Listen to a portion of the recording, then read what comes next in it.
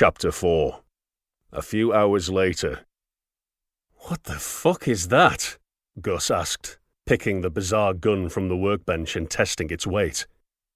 It looked like a bolt-action rifle, but sawn down to the size of a mammoth pistol, most of the stock and barrel removed to an absurd degree. Gus and Valka had finished prepping the light proofing of the warehouse, and the others were back from their first procurement mission bearing gifts.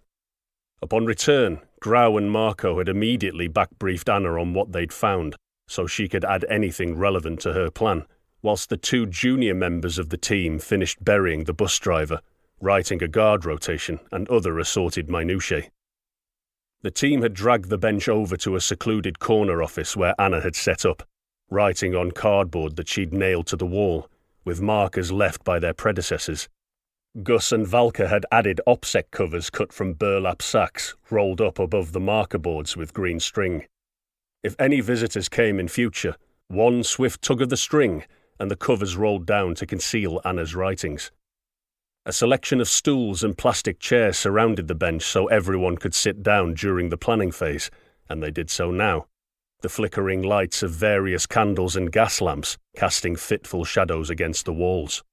Valka was stood atop the bench, the sturdy wood of its construction creaking under his bionic bulk as he secured a gas lamp from the ceiling. He jumped down with a thud as Grau answered Gus's inquiry.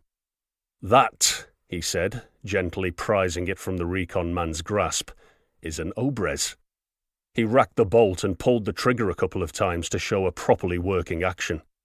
"It was cheap, and will do the job, especially," he emphasized, fishing an individual round from a conspicuous sports duffel that evidently came with the purchase, "with these hand-loaded Wildcat beauties."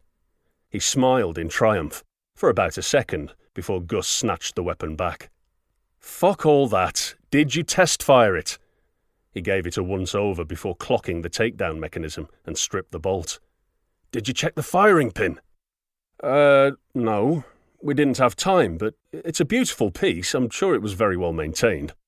We're going to have to do a test fire before we deploy anywhere," Gus told Anna. At the same time, Valka moved behind Grau with a "fucking nerd" and put a metal paw into the bag, digging out a stubby pump-action shotgun. "Dibs," he said immediately as Gus's eyes widened in desire. "Sweet," said Valka, mostly to himself. "You can be Rhino Stopper. I can work with this." "You don't have a choice," Marco interjected. "It's all we could get on such short notice." Valka accepted this silently as Anna put a sketch map onto the bench, next to what looked like an old Ordnance Survey map that Grau had somehow dug up on their procurement mission. "Right, boys, shut up and listen in to the plan." Everyone looked in, giving the former MOG driver their full attention. "I'm afraid it's not very masterful, but based on our limited intel, it's the best we have." She looked around at the men assembled before her, her expression projecting the change in mood. It was nearly game time. "I'll just rattle through the overview. We can break down into our respective teams after and work through the details. You all know your jobs, and it's not my place to micromanage you recce guys." She pointed, using the cap of one of the markers, at the map. "The target location is in this area, bordering, but importantly, not within the legal jurisdiction of Sadie. Indeed, the reason he's there at all is because of this. Grau informs me that this whole area, including where we are, acts like a buffer between the two colonies, hence the abandoned nature of most of the buildings here. This is lucky for us, because any local authorities won't be quick to respond after we shoot the place up." Gus bit back the desire to laugh. Valka just grinned. "Largely, the operation will be in 5 phases," she went on. "Phase 1 will be infiltration, which I'll leave to you," pointing to Gus and Valka, "our recce element. This operation is unusual in that the target is within easy walking distance, so you just do what you do." The recce pair nodded, glad at the trust in their skills Anna seemed to be showing. Phase 2 is the recce itself. She moved her pointer to the sketch map. It showed a line drawing of the area in detail, including the outer perimeter of the target compound and surrounding buildings, marked to scale. Static close target recce from an urban OP. Now, from Marco and Grau's jaunt about town, their walk past tells us a few things. She pointed to the compound. Whilst unable to see inside, we can confirm that the compound contains one 2-story building and has both pedestrian and vehicle gates, both of which look regularly used. She looked across to the veteran Black Ops man. Marco, any observations? Marco cleared his throat. We weren't there long, but there were no exterior guards. I think it's a low-profile outfit, probably guarding like we're doing to this place. Just lock it up and post men inside the perimeter. Other than that, we didn't see much of the site itself. I'd recommend the site already discussed as an OP location. Anna wasted no time and moved on. The site. Across the street, here, on the very edge of Sadie territory, is what looks to be a hotel or flophouse called Capac that would provide a decent OP location overlooking the whole compound. Gus and Valka scrutinized the map area highlighted, noting the distances to the target. Valka grunted. High risk of compromise. 2 off-world guests turn up for a day or two, get a room overlooking the compound across the street, that then gets shot the fuck up. Don't worry about that, Marco cut in. We've just been buying stuff in town with off-world rough-cut diamonds. Word will probably already be getting around relevant parties that someone new is in town. Agreed, said Anna. We knew our cover would have a time limit, so we need to move fast. Soon as we confirm our target is on site, you tell us and we move in. Roger, Valka replied. Fast and loose, got it. I think that's going to be the mantra for this whole op, Anna said with a rare, genuine smile. Phase 3 will be the assault. Again, I'll leave all the tradecraft to you guys after this brief.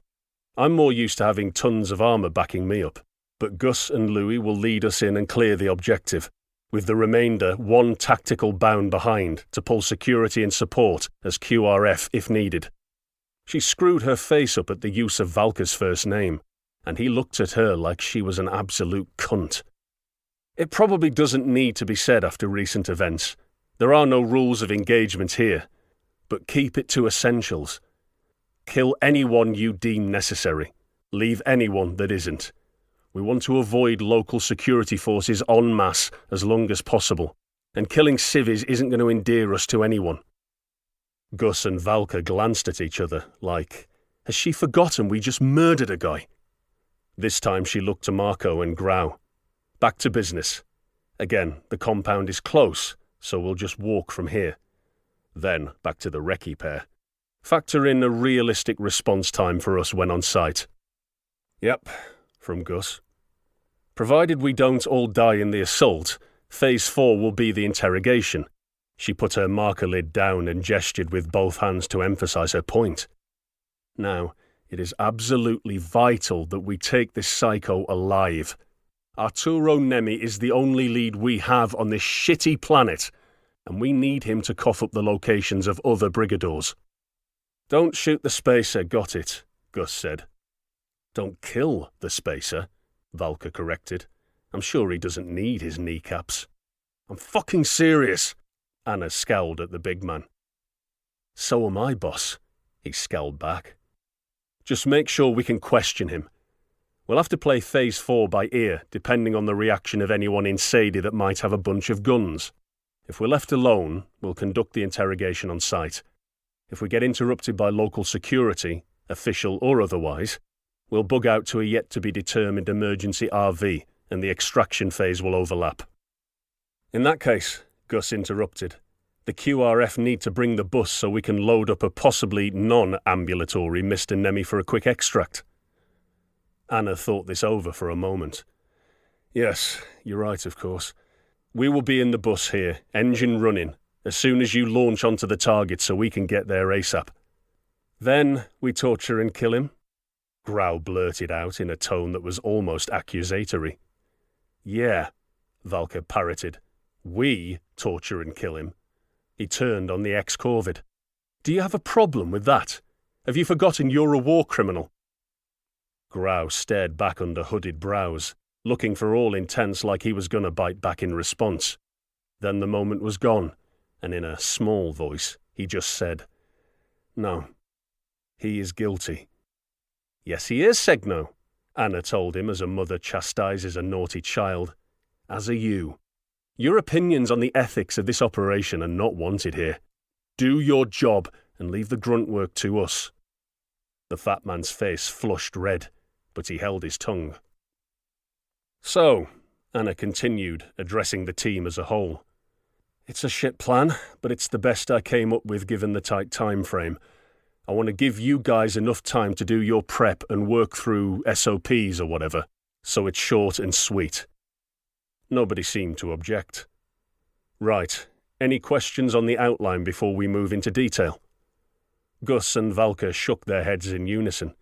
Marco gave Anna a look, barely a flicker of the eyes, and Grau stared at the floor. "Right then," she said with a sigh. "Let's get into this.